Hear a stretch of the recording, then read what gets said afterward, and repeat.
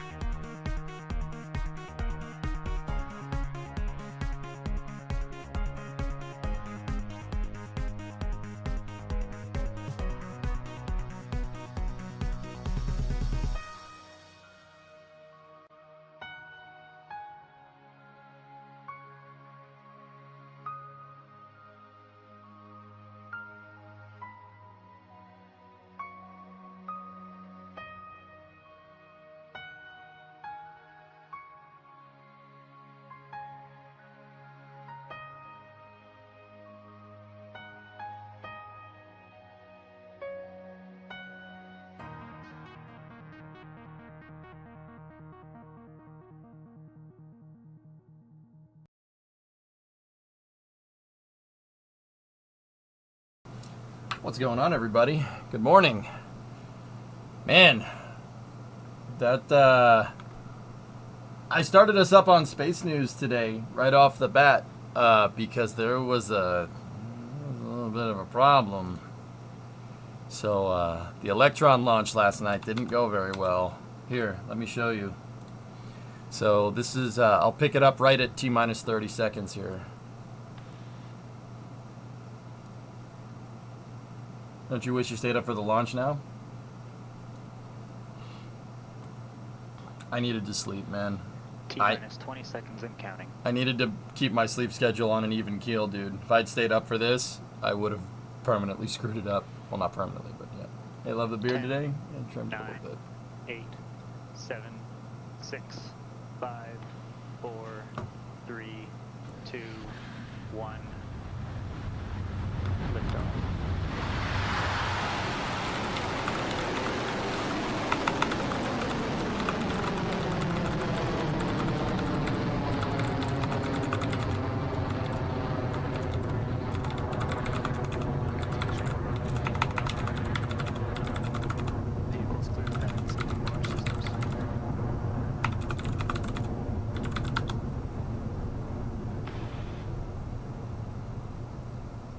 T plus 30 seconds, and our 41st Watch this. Electron has lifted off from the Sorry, I'm pad at talking to Rocket DOS, Lab's guys. Give me Launch 1 second. Complex 1. We have an amazing view of Electron powering its way to orbit for Capella. Very soon, we will approach max Q, or maximum aerodynamic pressure, the moment that the rocket experiences the most stress as it climbs. Let's listen in for the call from Mission Control that Electron has cleared max Q. Electron is supersonic.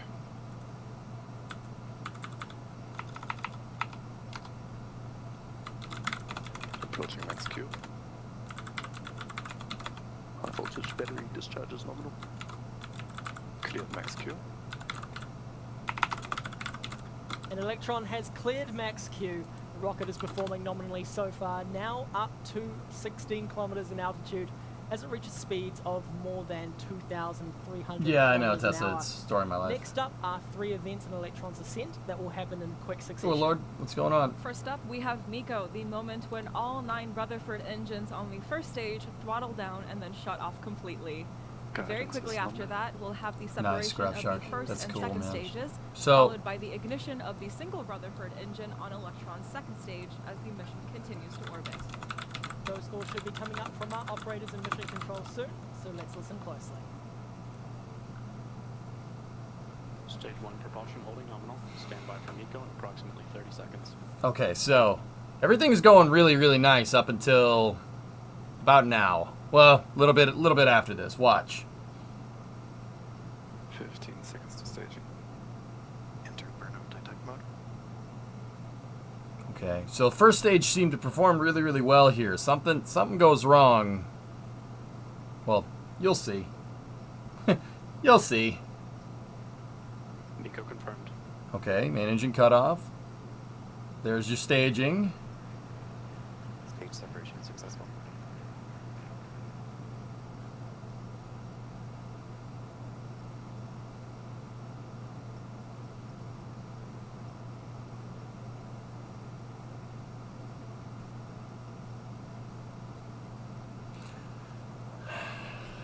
So, not good. So check it out up here. Velocity is going down. Altitude's going up. That's yep. Okay, they pulled that. That's not good.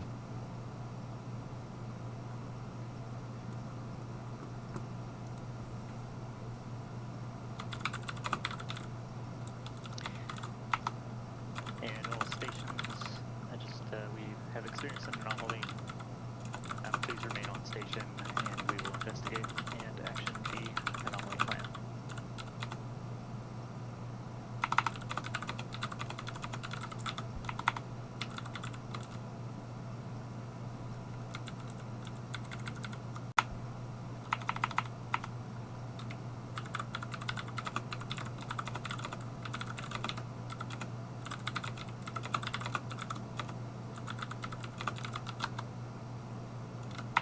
Give me 1 second.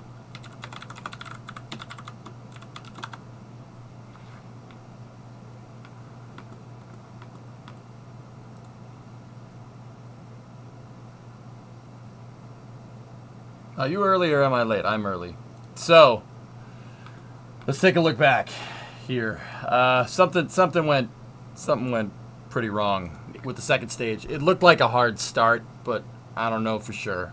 All we know, I mean, something went a little wacky with the telemetry. So right here, up here, these numbers, you can usually tell what's going on by these numbers. Just by these numbers, if those numbers are right. That's a big if. And that's kind of what flight controllers are looking for. All these people in the land center right here, that's what they're all looking for. They're not flying the rocket, but more or less just monitoring systems, right? So when we got up to stage separation here, right? Look. So you see velocity is increasing, apogee is increasing. That means it's going in the right. That's correct. Now watch. Miko confirmed. You have main engine cutoff, and look, velocity starts to drop. But the interesting thing here, that's right. That number shouldn't change.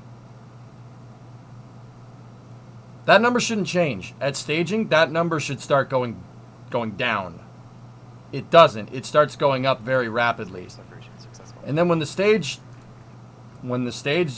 fires, that's the last shot we got of that stage. The velocity is going down, but apogee is going up. That also could be just straight altitude of the vehicle. If it's straight altitude, then yeah, it should be going up. Momentum. Yeah, sorry, it's altitude, not apogee. If it's altitude, then it's fine. Yeah, then that's correct. But the velocity stops. So, sorry, I'm used to it being apogee. Some people use apogee, other people use altitude, whatever. It is what it is. Yeah, sorry, I made a mistake there. So, that's right. Now let's see if... Let me just take a look at this one more time now that I can read correctly. Stage separation successful. Yeah. Discovery, go at throttle. Yeah. Hey, Hayes, 84 months. Shaggy with a 54, and then Alex had a 42 before that. Thank you. So staging looked to be okay. I'm looking around, Drummer. I saw your question. I'm looking around. So...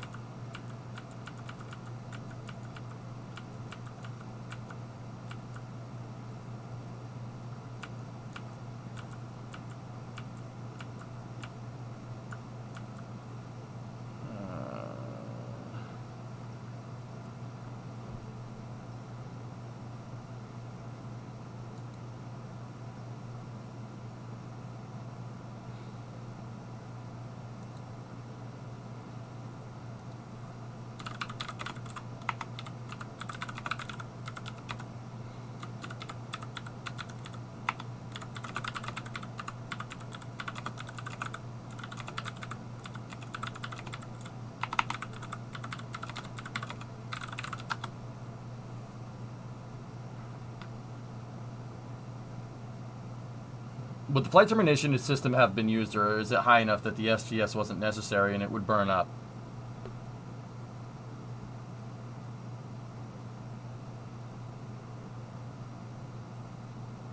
That's not fast enough to completely obliterate the second stage. It's not fast enough to completely obliterate the first stage. We know that because Rocket Lab gets their stages back sometimes. No, it crashed into the ocean. If it didn't completely explode. From what I can tell right here, Go at throttle up. with it being over the ocean is fine. Yeah, that is the precise reason why you launch near a coastline and why inland launch sites are not the best idea. Not necessarily, like, there are some inland launch sites that's fine. Like, Baikonur is fine because there's nothing there. There's nothing but forests for a very long way in the track of the rocket, so it's not that big of a deal.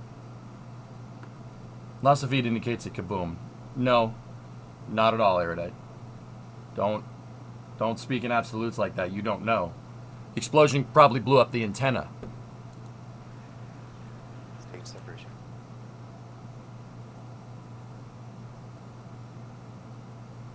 Yeah.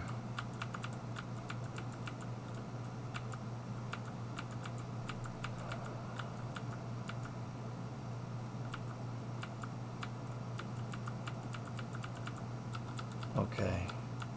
So there's engine start right there. That's... Well, it kept transmitting data, did it not? Yeah.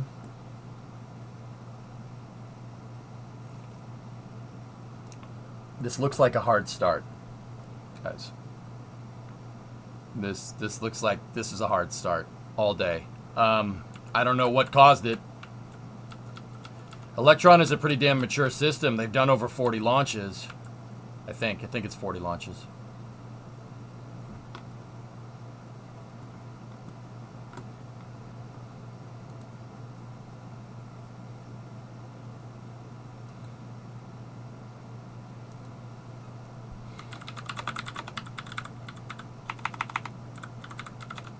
Give me 1 second.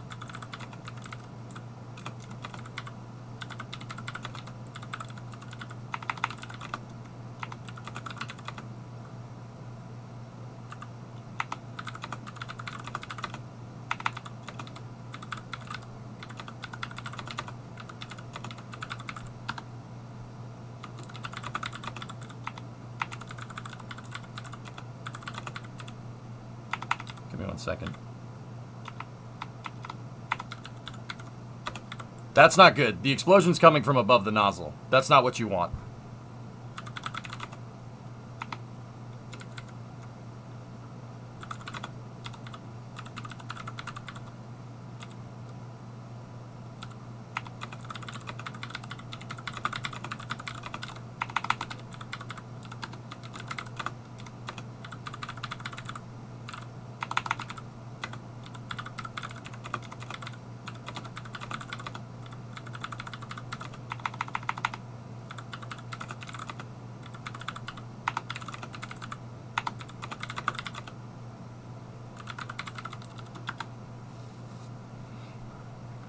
Anyway.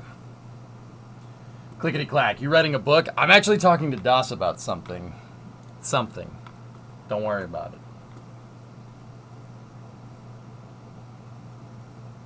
So, you see this frame right here? That's not good. The explosion's coming from the top of the nozzle. Something broke. Something broke upstream. But here's the weird part. So, like I was saying, Rocket Lab has launched a lot. They've launched a lot. Not had any second stage problems. And as far as I can tell, this mission didn't seem to be anything out of the ordinary.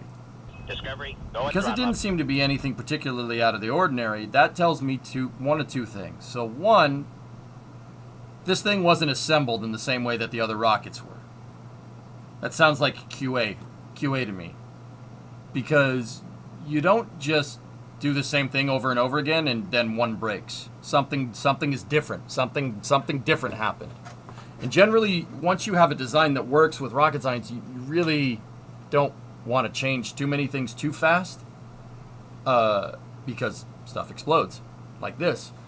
Now, I don't necessarily think that Rocket Lab is doing upgrades to their stages. I mean, there's obviously optimizations here and there. I'm wondering if, there's always small iterative changes with these commercial rockets. They change things. Like, I'll give a very, very, very blatant example. The difference between Booster 7 and Booster 9. The thrust vector control system is completely different, right?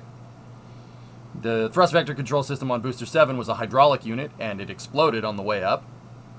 This one is an electric thrust vector control system. They're using electric actuators.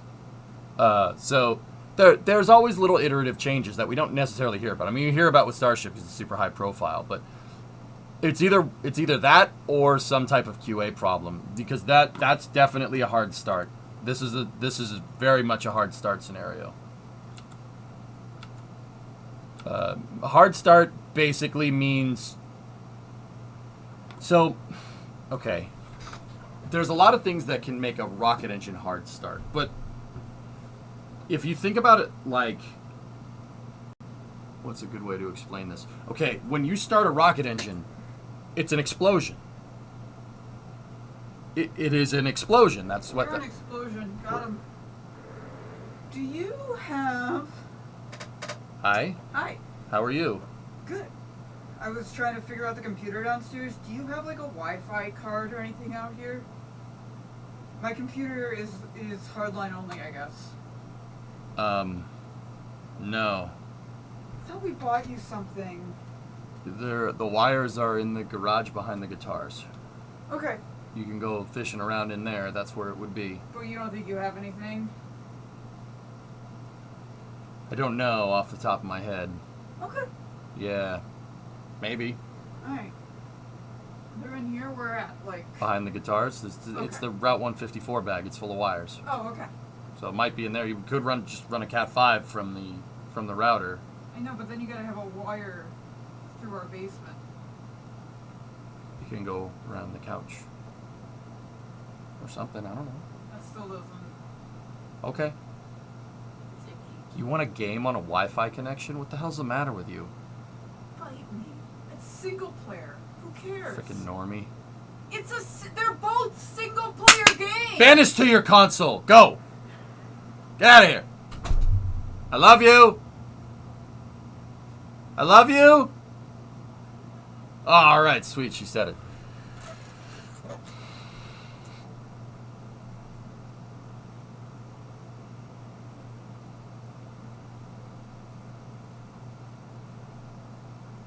She said it. I'm off the hook. Anyway, so when you hard start a rocket engine like that, an explosion is basically going off inside of the rocket engine. You get an overpressure event that shoots out the back. That's what you see right here. There's basically an initial just out of the rocket, right? Now, I'm not going to lie to you. It's an explosion. Getting all the components and all the plumbing on the rocket to survive said explosion is a difficult thing to do. Heck, like we've talked about this before. Starting a rocket engine is a violent event. It is not something that's just like, haha, turn on, all right, we're good. You know, like, no, no, no, nope. It is an explosion that's happening, and you're trying to contain the explosion and shoot it in a direction like a fire hose. It is pretty crazy here. I'm getting the link for the Earlier this year, for the slow-mo guys video. You want to see here, let me timestamp it. The slow-mo guys video of the engine turning on is wild stuff. They released this video the other day, and it is righteous. Here, let me get the timestamp. You gotta remember, it is, that's called a deflagration. Yep, that's right, man. Here, check that video out. I don't want to show too much of it because you honestly go support Dan and Gav. I remember their names today. Go support Dan and Gav. I don't know those guys, but the slow-mo guys is awesome. I've been watching slow-mo guys for a long time. Like, I just want to show just a really, really, really, really, really quick clip, and this is all we're going to show of it. But watch. See? I'm telling you, it's an explosion. And once the explosion gets big enough to fill up the combustion chamber, you get a nasty overpressure event that pops out of the nozzle. You'll see it. You're basically seeing the igniter.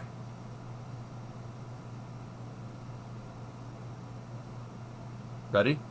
Ready? Wait for it.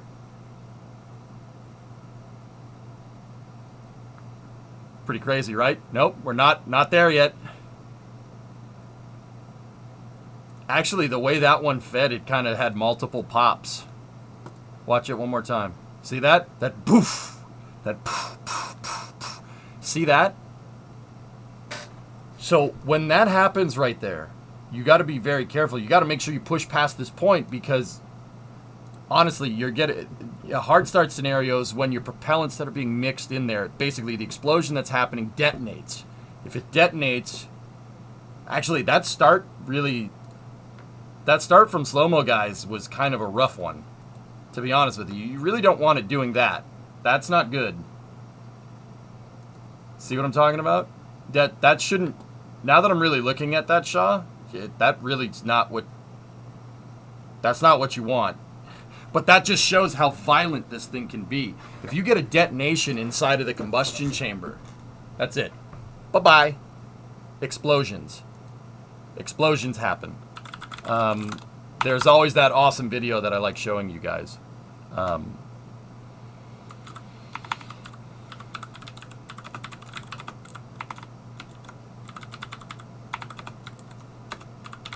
I gotta find it.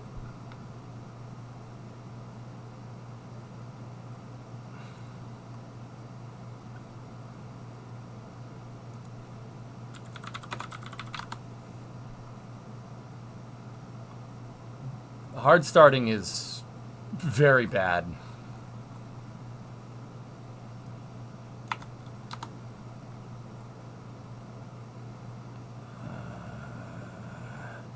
Yeah, it's called, that's called chugging. That's right. That's what it's called. Chugging is bad. Yeah, that's not good for it. I'm trying to find the right video.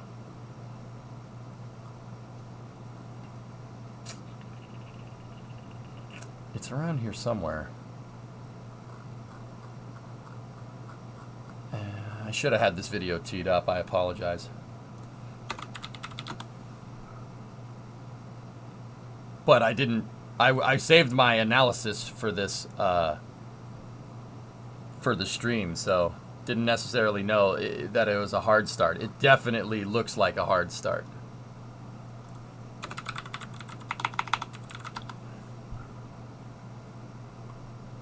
I'm trying to find it, but it doesn't. Not really finding. There's the RS-2200 footage.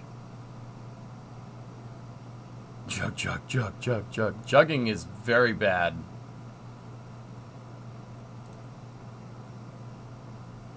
Here's the high-speed version of it, or like the regular speed. Watch. So watch right here. All right, this is what a hard start can generally do. So the rocket engine's right there. it looks like the nozzle has an expansion ratio that's somewhat it's somewhat vacuum optimized, so there's no nozzle on it. So you just have a combustion chamber throat and the start of the nozzle right there. Just watch.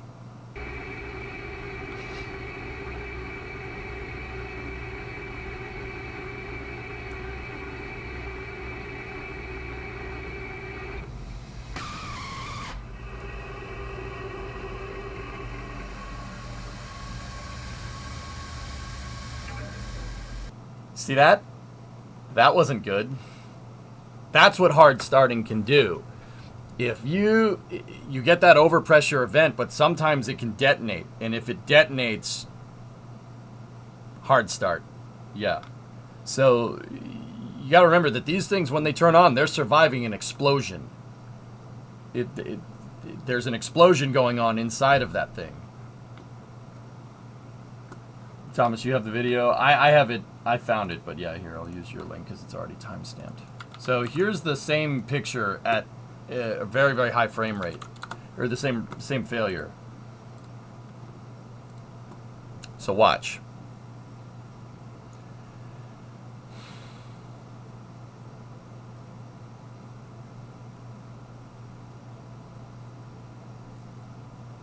So here's what happens. Basically, the propellants, so basically what you got to do when you start a rocket engine, when you're starting up the turbine machinery or pressure fed or whatever you need, basically you got to flood it. You got to flood the rocket engine full of propellants. That's what this white stuff coming out here, that's atomized methane and oxygen.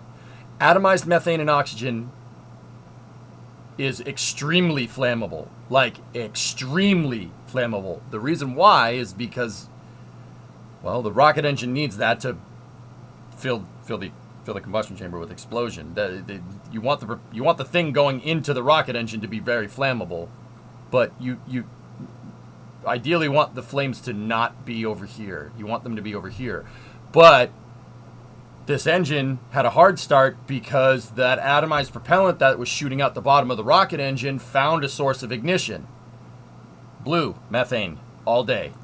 Now watch what happens. Watching? Happens pretty quick. And remember, this is very high speed.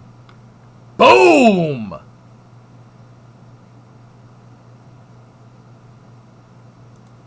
Explosion behind the nozzle.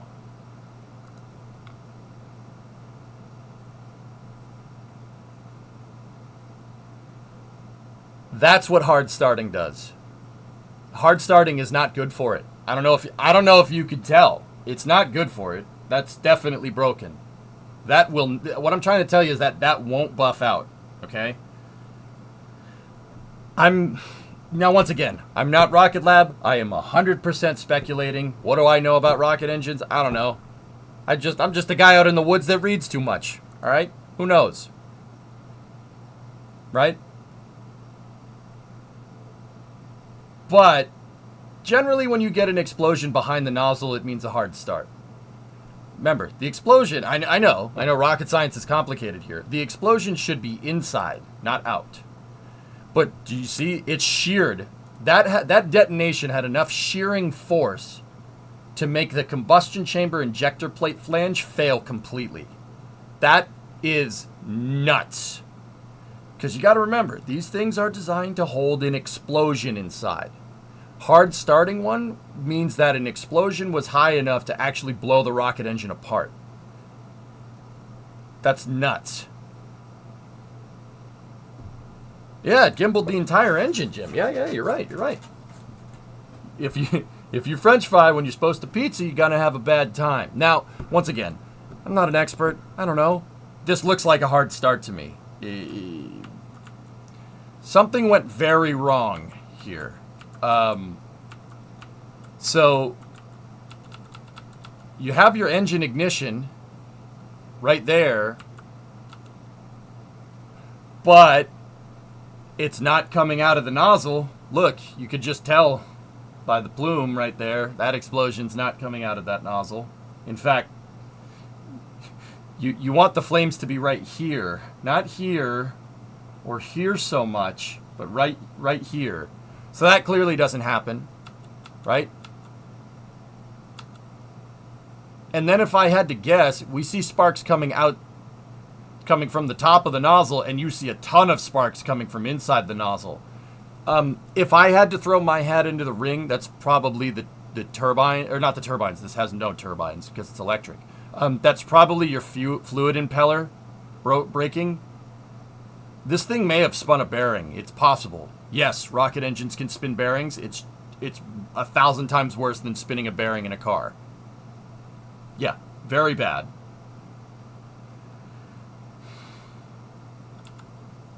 So all those sparks coming out is probably because the fluid impeller, the thing that pumps the fuel, is completely broken, and it's weeble wobbling around inside of the pump. Yeah, think like a grinding wheel. Think like a grinding wheel hitting a piece of metal, because that's what the impeller does. If you spin a bearing, it starts weeble wobbling around. That's not good. Is weeble wobbling the technical term? Yes. The technical term is an increase of angular momentum. And precession due to angular momentum. That's not exactly the right way to say it, but I wanted to sound cool, man. Leave me alone. Jeez. So sparks coming out of the nozzle like that is not good. That's not good. But it's interesting that the thrust vector control system turned on. But check it out, dudes. Look, she's sputtering. See that? It's chugging. You can tell from the last couple of frames. See it? See how flames gets brighter and then dimmer and then brighter and then dimmer and then brighter and then dimmer? That's chugging. Hard start. Not good. Not good. Very bad. Watch it in real time. The engine starts. That's bad. You do not want that. This kills the rocket engine. This kills the Batman. Here, let me back it up one more time. Stage separation successful. You see it? That happens really, really quick. Bad. Yeah, that's a hard start. I'm not 100% sure. Maybe like 69.420. Repeating, of course. Sure. Maybe. Another example of chugging is that Atlas failure that you like to show. Yep. Yeah, that one. Yeah, the AC5. That video is so hard to watch. It sucks, man. Believe me, I've had projects, you guys have seen it, I've had projects in Kerbal that I've worked on for months. Seeing it blow up in your face is not a good feeling. It's not a good feeling. Let me just leave it at that. It is the worst feeling ever. It's not good. Nice, Thomas. What are you teasing there, bud? Yeah, right?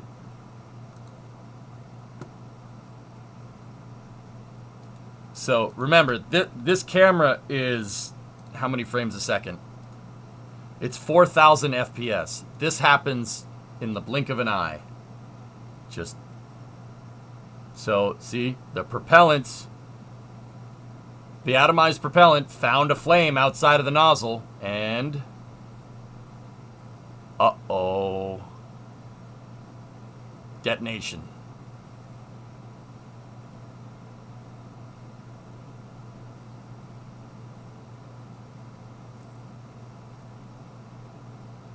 You mentioned hands on the face. You can see it right after. Yep. Yeah.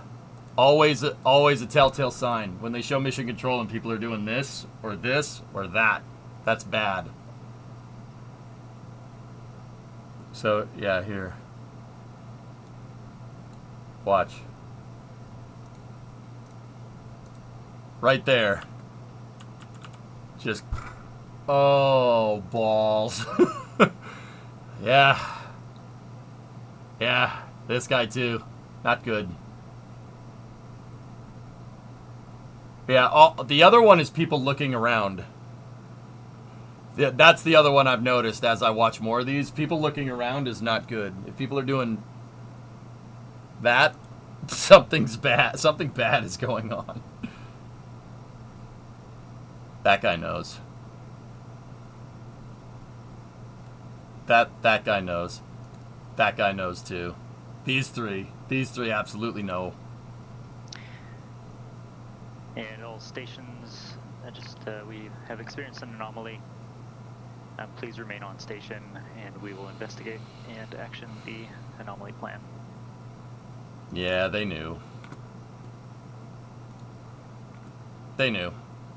Yep, that. It's the worst feeling, dude. I'm telling you. I've gotten a taste of it from, I've gotten a taste of it from the Kerbal projects that we've worked on. Yeah, at least I mean, I don't, but you can hit the reload button in Kerbal, but I don't do that. Yeah. It's not a good feeling, man. It's really not a good feeling to know, to have all that work just gone that quick. Bye-bye. Fail. No reload. It's not a good feeling, man. Yeah. It's like a combination of losing a sporting event and having your parents yell at you at the same time. It's like that bad. It's like losing a sporting event and then your dad comes up to you and he goes, "Son, I'm not mad. I'm just disappointed." It's like, no! I'm sorry, Dad! I'm sorry! It's like that. It's not a good feeling. Do you think the flight, do you think it terminated the flight or just let it break up?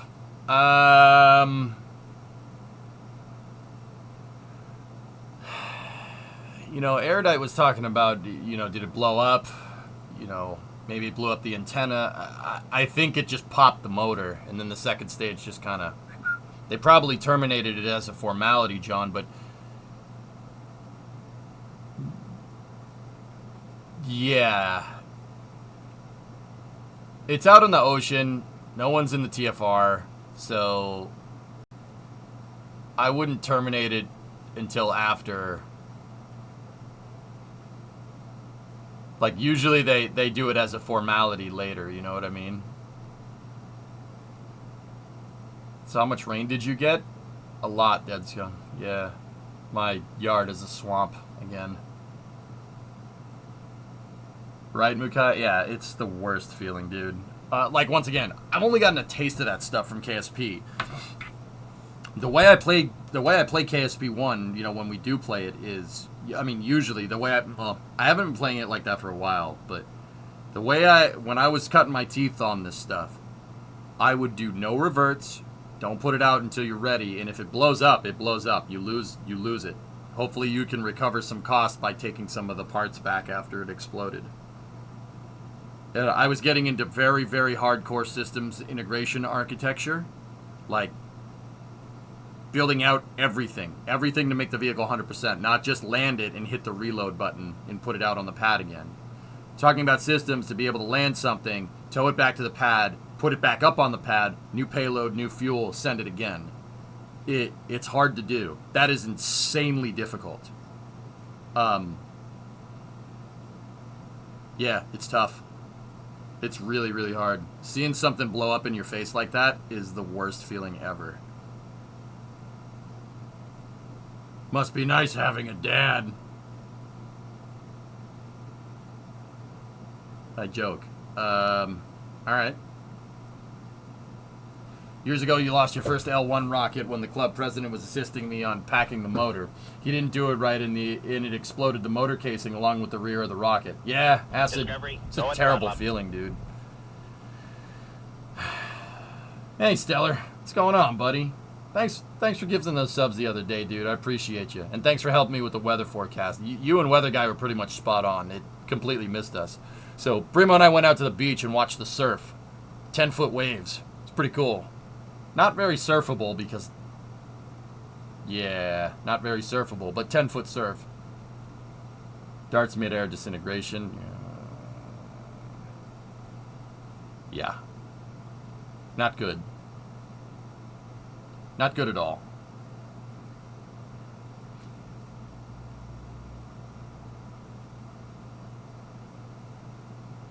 Yeah. Do you have plans to Starfield today? Yeah, absolutely. We're going to Starfield all the way until the Starlink launch. There's another Starlink launch from SpaceX tonight, but check this out. A little bit of a different thing here. Check this out. So Starlink Group 617 is launching out of Slick 40 at Cape Canaveral tonight at 10:47. We'll go all the way to that. I don't want to miss this one, and neither do you guys, because this is the first 17th flight of a booster. I'll say that one more time just in case anybody had the volume down. The Starlink tonight is going to use a Falcon 9 first stage that has been reused 16 prior times. SpaceX has recently cleared the boosters to 20 flights, which is well beyond what was theoretically proposed even 5 years ago at this time.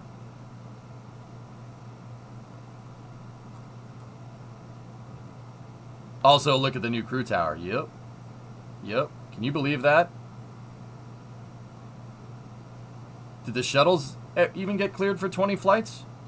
Flykin, the space shuttles are cleared for 100 flights. The space shuttle frames were cleared for 100. They were going to be... They engineered those vehicles out for 100 flights, and then it would be assessed after 100. The engines were rated for 55. Yeah. Crazy.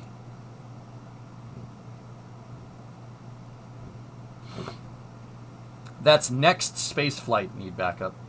Next space flight. It's part of NSF.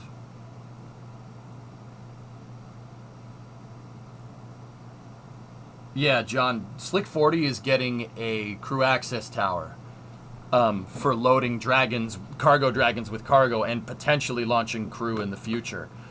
I have a theory about that whole thing, and I could be right, I could be wrong. I don't know. It was before Starfield came out. I did a whole space news on given information and what we know about SpaceX operations down at the Cape. But from what I can tell, if I'm looking at this right, so one thing that's actually really cool, the Space Force, and this was the kind of crux for the entire argument. The Space Force released a PDF about what they want to do with Cape Canaveral Space Force Station over the next 4 years. So fiscal year 24 to FY, what is it, 24 to 28, 2024 to 2028. And they talked about a lot of different things. First of all, they're going to build out the facilities to have a garrison here, which is actually really cool. Because right now there's not really on-base personnel. Cape Canaveral Space Force Station is kind of an extension of Patrick Space Force Base down here. That's where the garrison is, down here. That's where the people who, the Air Force and the Space Force guys that works, the pads, they're down here. They're down A1A a little ways. They're talking about having full on-base personnel, which is actually super cool. But one of the big things that I've noticed is that there is a tenant for Slick 37B after the last Delta IV launch. I have a theory that tenant is SpaceX. I think SpaceX is going to take this pad for Falcon Heavy launching because it already has a mobile service tower. Might as well. It's there. Delta IV Heavy and Falcon Heavy are very similar sized rockets. They're completely different in architecture, but they're similar sized. That mobile service tower should be good enough. But not just that. I think that SpaceX is going to put Falcon Heavy launches at 37B and Falcon 9 launches at 37A. Remember, Complex 37 is a twin pad complex that was built during the Apollo program for Saturn 1B launches. There's 2 pads, or at least there should be 2 pads. It was actually really cool. The pads had a fixed service structure right here that's on those diamond pedestals, right? And then they were on a launch pedestal that was similar to the OLM. Like what SpaceX is doing. It was basically a launch pedestal. And then you could still see the tracks. They had a mobile service tower that could actually move back and forth. A mobile service tower that assembled the rockets on the pad that could actually move left to right between the pads. Really, really smart. Twin pad launch complex. that's the reason why the tankage for the pads are here and here, because they were designed to feed both pads, which is actually, yeah, really, really smart architecture if you ask me. And then ULA came in, well, McDonnell Douglas and then Boeing came in the 90s, and they built this over here. They didn't even use the pedestal. It's just kind of next to it. They did use the fuel tanks, though, which is actually kind of cool. But I think SpaceX is going to use this for Falcon Heavy launches, and they're going to build out a Falcon 9 pad over here. In fact, what I think they're doing is they're going to use this pad for uncrewed Falcon 9 stuff. So that pad's going to be used for Starlink. That one's going to be used for Heavy. And then I think 40 is going to be used for Crew Dragon and Cargo Dragon missions, and also Starlink. So, where does that leave 39A? I think they're going to take the transporter erector off of 39A and move it to Slick 37. And I think SpaceX has a near-term plan to basically move all Falcon operations off of 39A to make it for Starship. I think that's what they're going to do. It's just an opinion. I have no idea. It's very thin. I'll admit I'm kind of hitting the hopium a little bit. That would be really cool to see a Starship launch from 39A. But yeah. And I know what people are going to ask. Why would they do that when there's a Starship pad right here? Well, there is a Starship pad right there. You can kind of see it. It's not finished, but there's a Starship pad and an OLM and chopsticks right there. Here's what I'm thinking.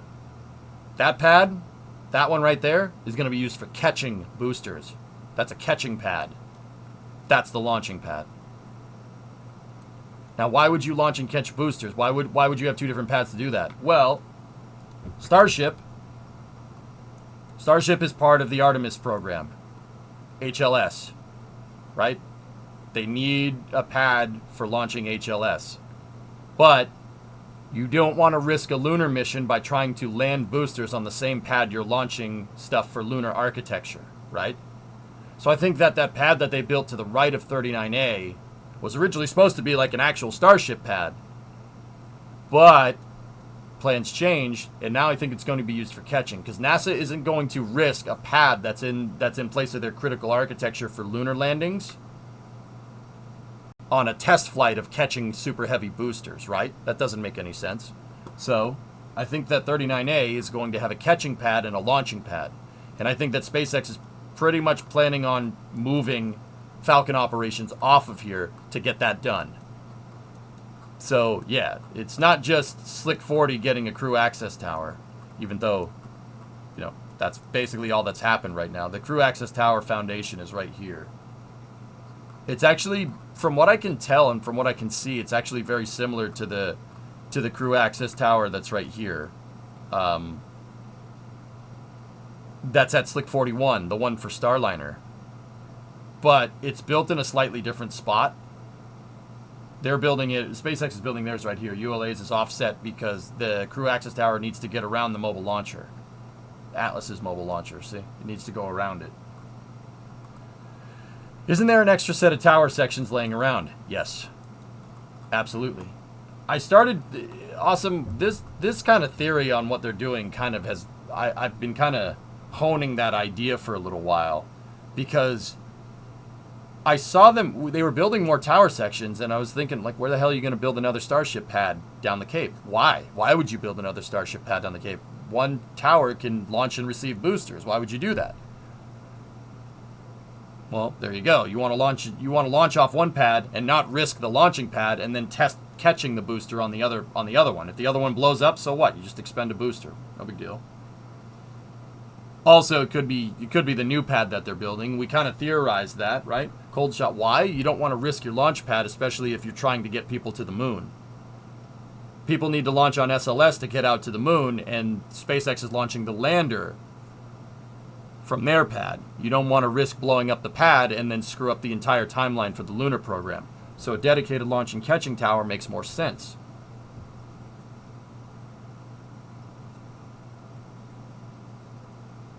I think those tower sections were the backup in case Ship 24 Booster 7 took out the tower at Starbase. It's possible, Phil, but plans change, right?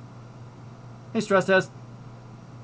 They would need to install all new LH2 tanking, which won't happen. And I think that 39A also... I think that 39A will become a backup for SLS.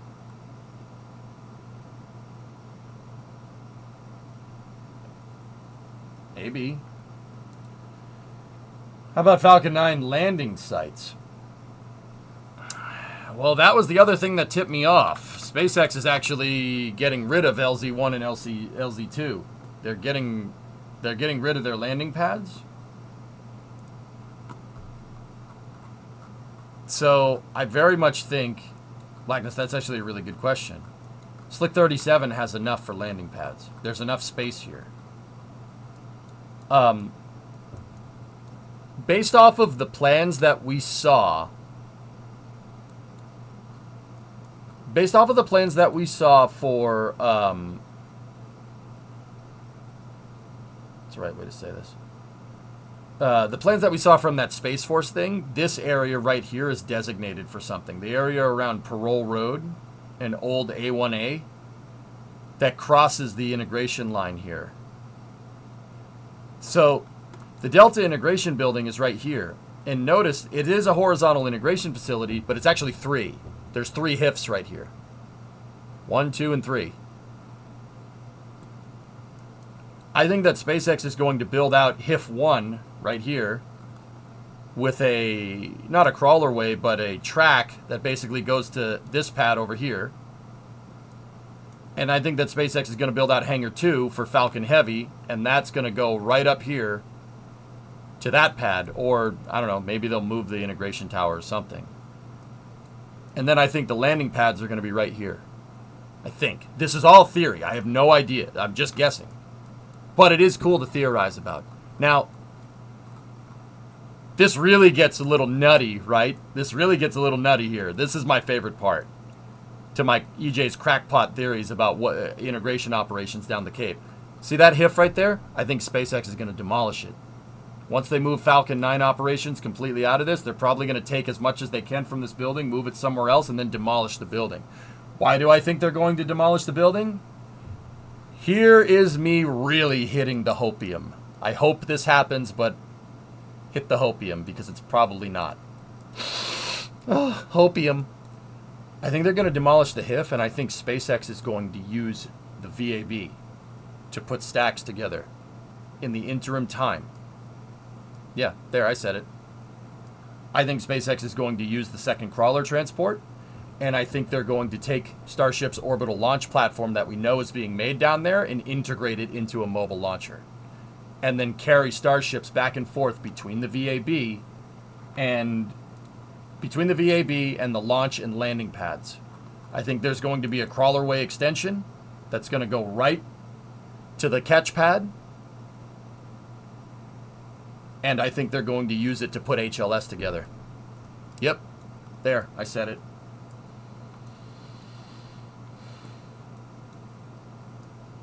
Wasn't there a national security thing that needed vertical integration? That's correct, John. 37 already has a mobile service tower for the NRO. They're just going to... I think they're just going to extend it. And because Delta 4 is on its way out. They don't need this pad anymore. Why build a new mobile service tower? There's one right there that is almost designed exactly for your rocket. Delta 4 Heavy and Falcon Heavy have a very similar volume. It's a very similar space. And because Delta 4 Heavy was designed to carry NRO payloads, it won't take much modification because Falcon Heavy's fairing is basically the same geometry because it's trying to fit the same payload constraints. Funny how that works. Right? Makes sense? So I think that 39A is going to be Starship operations at the Cape, and I think that SpaceX is going to use High Bay 1 for integrating and building stacks. Now, I know what people are going to say. Why would you do that? That makes no sense. The chopsticks can put stacks together already. You can integrate right there. Sure, of course. But if you're using one pad to catch rockets and another one to launch rockets, you're going to need a way to move them quickly between pads, right? If one's for launching, one's for landing, you need a way to move them quick. Why not just have a mobile launcher and use the crawler transport? It's already there. And NASA does have a solicitation for High Bay 1 for commercial customers. Just putting it out there. They wouldn't open it unless they were sure. Unless there was somebody that was not unless they were sure. NASA wouldn't put out an RFP on High Bay 1 if there wasn't a commercial customer that needed High Bay 1 for a gigantic rocket. What other customer would use High Bay 1 for a 300 plus foot tall rocket and launch pad? SpaceX is the only other customer that uses the pad at 39. The pad's at 39. And we know High Bay 3, High Bay 4, and High Bay 2 are being used for building SLS, believe it or not. Blue Origin, what are they going to do with it, Tessa? Blue Origin already has Slick 36. But why would they need that? They already built out with that Blue Origin money. They already built out their own Complex 39. Definitely Astra. What's up, pilot? Hey, I know guys that work there, all right? Those guys are all right. They're cool. It's hard to make a rocket out of cheaper materials. That's very difficult.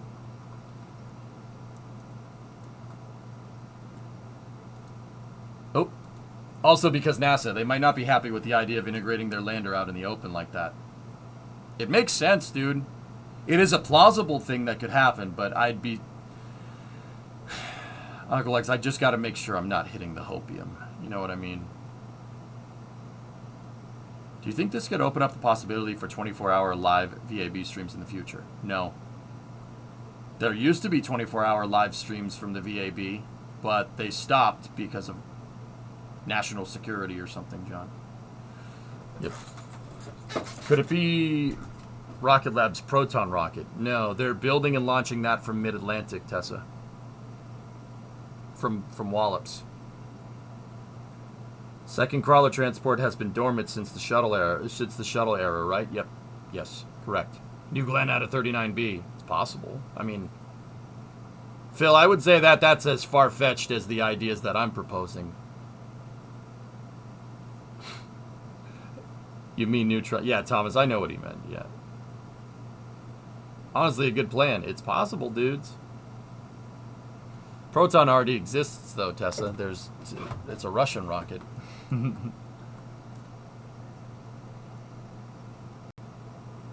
But yeah, wouldn't that be something? That'd be pretty cool.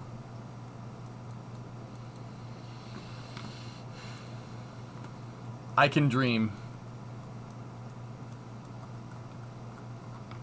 I'll be 100% real with you.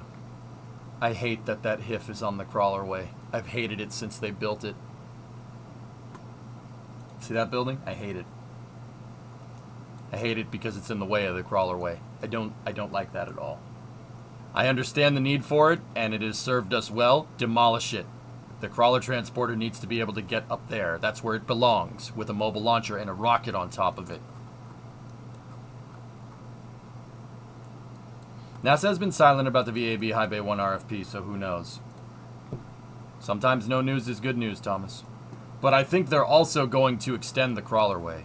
In my theory, you would need the crawlerway to go all the way here, or it doesn't make sense. So that's about a half mile right there. But there is a clear pathway to do it. Sure, why not? The funny thing is that if you draw a straight line, there is enough space to have a crawler go this way. But you'd have to get rid of the HIF, though. But the crazy thing about it is that points directly at Starship's pad. See? Almost exact.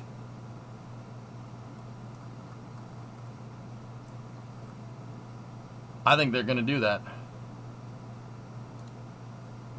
But I could be wrong. If they're already doing construction on the crawlerway, it's easy enough to keep going. Yeah, maybe. He tends to do things because they're awesome from time to time, so it's not that far-fetched. Yeah, exactly, right? And Aqualex, you know what? I totally agree with him on that. Right? It's like that interview that Elon did with Jay Leno when they were driving around Cybertruck. Elon's like, yeah, the doors are bulletproof. Out of the box. And Jay Leno asked him, why do you need bulletproof doors? And Elon looked at him deadpan. He said, because it's badass and really freaking cool. Do you not want bulletproof doors on your truck? And Jay Leno said, yeah. You know what? I guess I do. Yeah, yes. I do want that. I very much want that. See? So yeah, no, it's not out of the realm of possibility. Just don't shoot the glass. Well, on the prototype at least.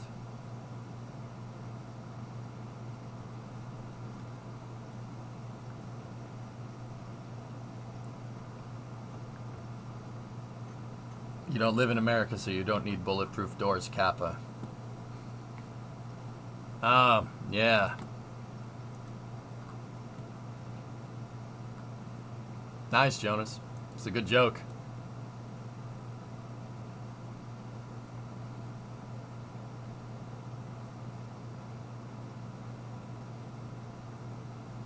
It's not.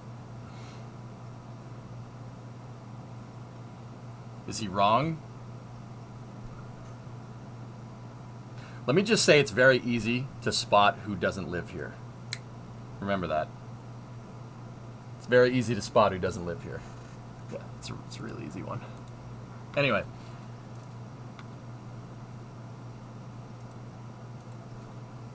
Let's switch over to Starfield and go from there.